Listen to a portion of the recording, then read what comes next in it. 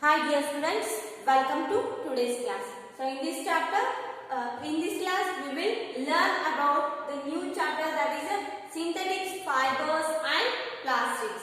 So now in class ಅಲ್ಲಿ new chapter ಬಗ್ಗೆ study ಮಾಡೋಣ. Here the name of this chapter is synthetic fibers and plastics. Okay now, and here in this class we will learn about many things so which are related to our life also. So here why the human beings can wear a different types of the clothes. So do you know? So yaake so ellaru ಏನು ಮಾಡ್ತಾರೆ ಅಂದ್ರೆ so like human beings, all type of the human beings so can wear a different types of the clothes.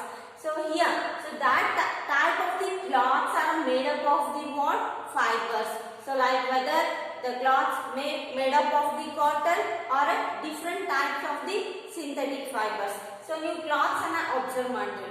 So ಕೆಲವೊಂದಿಷ್ಟು ನಿಮ್ಮ dress material ಏನಾಗಿರ್ತಾವ ಏನು cotton ಇಂದ made up ಆಗಿರ್ತಾವ and soft and smooth ಆಗಿರ್ತಾವ, ಹೌದಾ? ಸೊ ಕೆಲವೊಂದಿಷ್ಟು ನೋಡ್ರಿ ಏನಾಗಿರ್ತಾವ ಅಂದ್ರೆ ಲೈಕ್ ರಬ್ಬರ್ ತರ ಏನಾಗ್ತಿರ್ತೈತಿ ಹಿಗ್ತಾ ಇರ್ತಾವ, ಹೌದಾ? So that type of the clothes are made up of what? Synthetic fibres ಅಂತ ಕರಿತೀವಿ, ಹೌದಾ? ಸೊ ನಾವು ಈ ಕ್ಲಾಸ್ ಅಲ್ಲಿ ಸೊ ಯಾವ ತರ ಕ್ಲಾತ್ಸ್ ಅಥವಾ ಯಾವ ತರ ಪ್ರಾಡಕ್ಟ್ಸ್ ಸೊ ಯಾವ ಫೈಬರ್ ಇಂದ ಮೇಡ್ ಅಪ್ ಆಗಿರುತ್ತೆ. Okay, so firstly let us know about the thing that is what? Fibre. So firstly ನಾವು ಫೈಬರ್ ಅಂದ್ರೆ ಏನಂತ ತಿಳ್ಕೋಬೇಕು. Here fibre it is nothing but what? Thin and thread like structure. So ಇದೇನಾಗುತ್ತೆ ಅಂದ್ರೆ it is nothing but what? Thin ಅಂದ್ರೆ so ಅತಿ ತೆಳುವಾಗಿರ್ತೈತಿ ಮತ್ತು ಥ್ರೆಡ್ ಲೈಕ್ ಸ್ಟ್ರಕ್ಚರ್ ಅಂದ್ರೆ ದಾರದ ಎಳೆಯ ರೂಪದಲ್ಲಿ ಇರ್ತೈತಿ.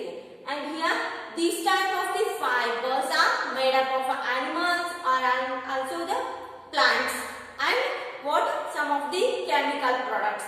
So now fibers anna two types ಆಗಿ classify ಮಾಡಿದ್ದಾರೆ. So those are nothing but what?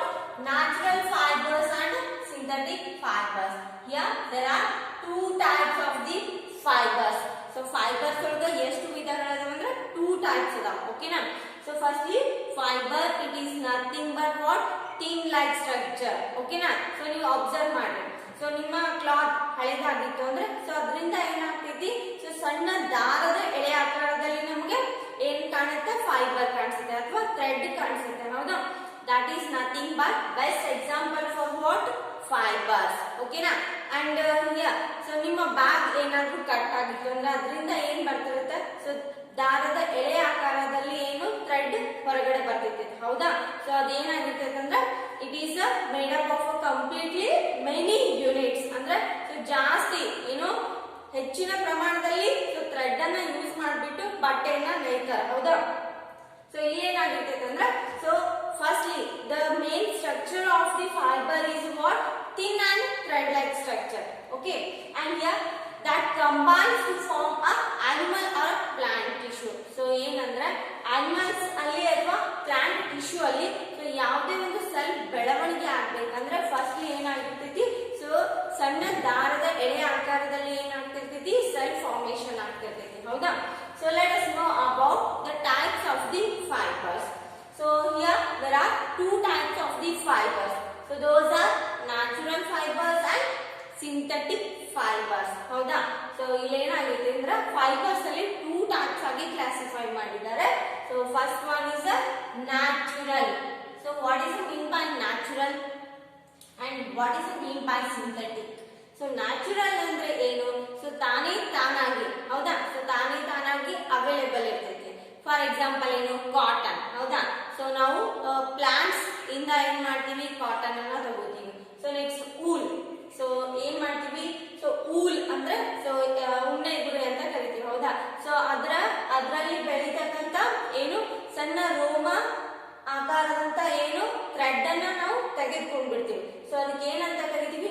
Wool ಅಂತ ಕರಿತೀವಿ. Okay, so let us firstly know about what is the mean by natural fibre. So firstly natural fibre ಅಂದ್ರೆ ಏನು ತಿಳ್ಕೊಳ್ಳೋಣ. Okay, here this type of the fibres are made from plants and animals. Here the natural fibers which are made from plant and animal products. So plant products are nothing but what? Cotton plant. So now cotton plant in the ಯಾವ product cotton ಅನ್ನ ಪಡಿತೀವಿ. Next animal products ಇಂದ wool ಅನ್ನ ಪಡಿತೀವಿ. Next silk warm ಅಂತ ಕೇಳಿರ್ಬೋದು, ಹೌದಾ? So silk worm ಇಂದ ಏನನ್ನ ಪಡಿತೀವಿ? Silk worm. So it has to produce some quantity of the cell, ಹೌದಾ? ಸೊ ಏನನ್ನ ಪ್ರೊಡ್ಯೂಸ್ ಮಾಡ್ತೈತಿ?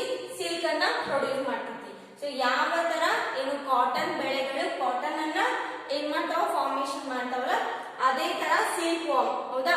ಸೊ ಸಿಲ್ಕ್ ವಾರ್ಮ್ ಏನನ್ನ ಪ್ರೊಡ್ಯೂಸ್ ಮಾಡ್ತಾವ? ಸಿಲ್ಕ್, ಹೌದಾ? ರೇಷ್ಮೆ ಸ್ಯಾರೀಸ್ ಅಂತ ಕೇಳಿರ್ಬೋದು, ಹೌದಾ? So that type of the sarees are made up of the silk, this type of the silk. Okay, so this is a very costliest as compared to the wool and cotton products. So ಏನಾಗಿರ್ತೈತೆ ಅಂದ್ರೆ silk worm. So silk worm ಇಂದ ಬರ್ತಕ್ಕಂತ silk ಏನಾಗಿರ್ತೈತೆ ಅಂದ್ರೆ ಬಹಳ costly ಆಗಿರ್ತೈತೆ as compared to cotton and wool. Okay, and here let us move forward, that is a synthetic fiber. Okay, let us know about the concept of synthetic fibers. So already we learned about natural fibers. Okay, what are natural fibers? Natural fibers are made up of what? Plants or animal products. And here the examples for natural fibers are cotton, wool, and also what? Silk. Okay, and here next one is what?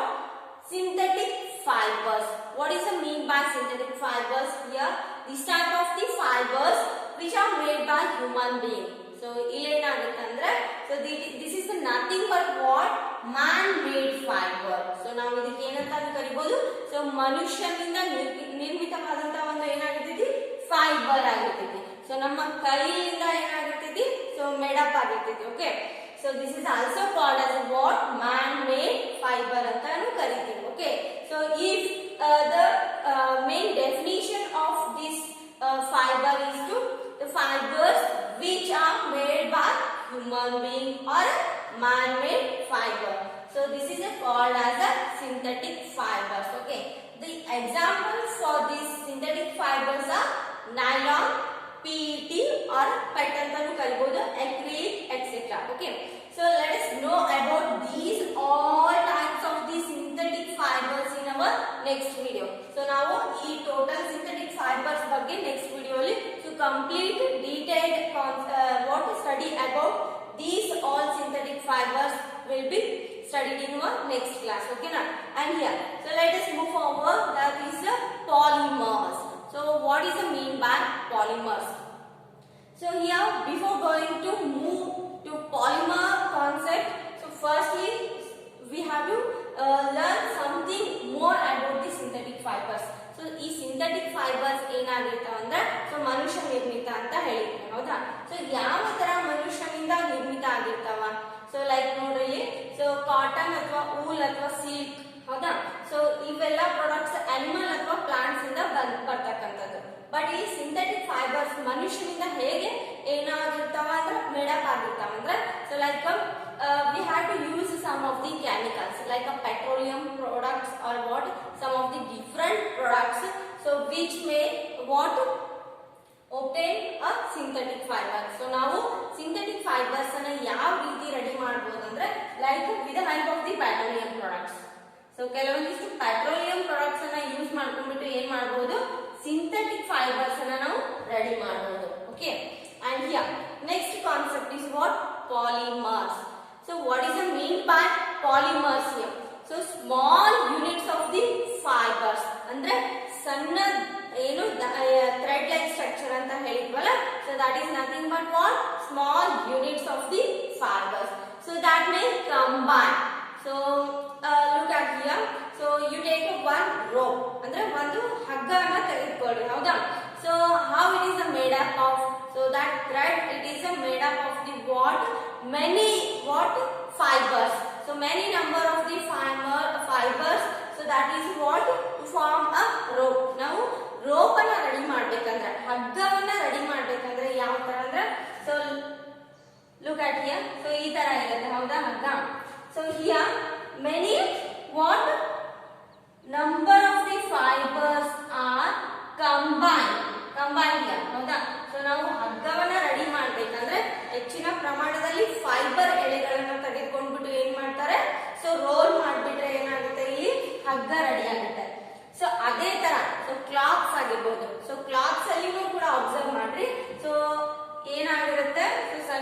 ದಾರದ ಎಳೆಗಳನ್ನ ನೋಡಬಹುದು ಹೌದಾ so here polymers it is nothing but what small units of the fibers so that can combine to form a single what single units or a single what single fat unit ಅಂದ್ರೆ ದಪ್ಪ ಅಥವಾ so ಅತಿ ಬಿಗಿಯಾದಂತ ವಸ್ತುವನ್ನ ನಾವು ready ಮಾಡಬಹುದು so ಹಗ್ಗ ತುಂಬಾ ಬಿಗಿಯಾಗಿರುತ್ತೆ ಹೌದಾ ಸೊ ಲೈಕ್ one thread ಅನ್ನು ನೋಡ್ರಿ ಕಟ್ ಮಾಡ್ಲಿಕ್ಕೆ ಟ್ರೈ ಮಾಡಿ so we can cut a single thread ಹೌದಾ ಸೊ ನಾವು ಸಿಂಗಲ್ ಥ್ರೆಡ್ ಅಥವಾ ಸಿಂಗಲ್ ಫೈಬರ್ ಅನ್ನ ತಗೊಂಡ್ಬಿಟ್ಟು ಕಟ್ ಮಾಡಿದ್ರೆ ಏನಾಗುತ್ತೆ ಸೊ ಅದು ಡೆಫಿನೆಟ್ಲಿ ಕಟ್ ಆಗುತ್ತೆ but so many what fibre units can combine so afterwards you can cut that type of the rope what it will happen you can't cut that rope ಯಾಕಂದ್ರೆ ಅಲ್ಲಿ so ಹೆಚ್ಚಿನ ಪ್ರಮಾಣದಲ್ಲಿ ಏನಾಗಿರ್ತಾವ so fibres ಒಂದನ್ನೊಂದು combine ಆಗಿರ್ತಾವ ಅಂದ್ರೆ ಒಂದನ್ನೊಂದು so ಯಾವ ತರ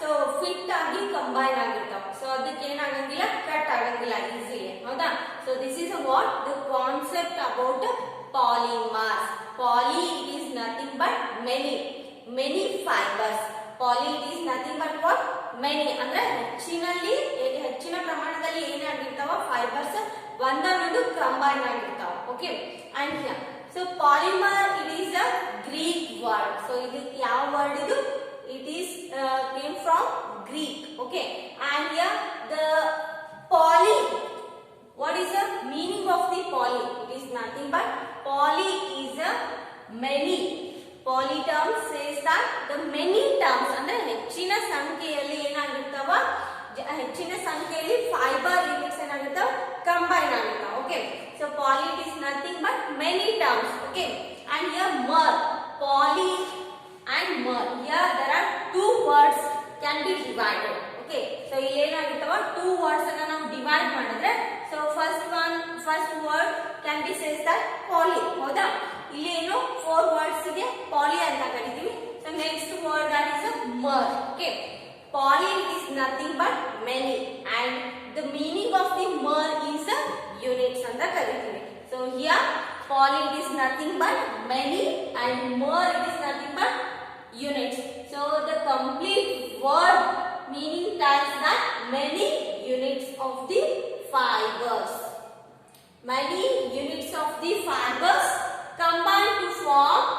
combine to form a large unit of the fiber is called as what polymers understand and here so it is nothing but what many repeating units here the name that polymer poly it is nothing but what many terms here it is nothing but what repeated units so here it is completely made up of what repeating units okay and here polymer occur in the nature so that is in the form of what cotton so ಏನಾಗಿರುತ್ತೆ ಇಲ್ಲಿ so polymer ನಮ್ಮ nature ಅಲ್ಲಿನೂ ಕಾಣಬಹುದು so that is mainly in the form of the what cotton cotton ಅಂದ್ರೆ ಏನಂತ use ಮಾಡ್ತೀವಿ ಹತ್ತಿ ಹೌದಾ ಸೊ ಯಾವ ತರಹದಲ್ಲಿ polymers so have you observed what structure of the cotton so how it is form so ನಾವು ಕಾಟನ್ ಅನ್ನ ನೋಡಿದಾಗ ಏನಾಗಿರುತ್ತೆ ಕಾಟನ್ ಫಾರ್ಮೇಶನ್ ಸೊ ಎಳೆ ಆಗಿ ಕಾಣಿಸ್ತಿರುತ್ತೆ ಹೌದಾ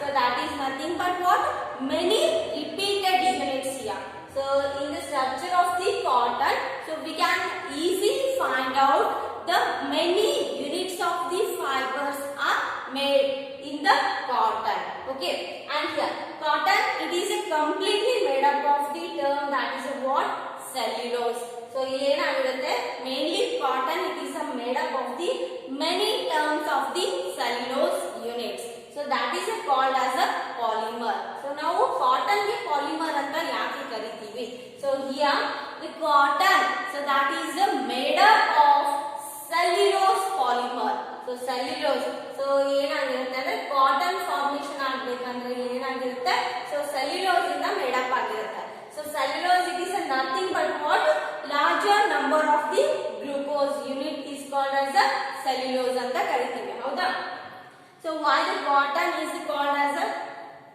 polymer because it made up of the cotton is made up of many repeating units of the cellulose many repeating units of the cellulose so ಯಾವ ತರ cellulose formation ಆಗಿರ್ತೈತಿ cotton ಅಲ್ಲಿ ಅಂದ್ರೆ so ಹೆಚ್ಚಿನ ಪ್ರಮಾಣದಲ್ಲಿ ಗ್ಲೂಕೋಸ್ ಯೂನಿಟ್ಸ್ ಇರ್ತಾವೆ. Glucose unit is nothing but C6H12O6 ಹೌದಾ.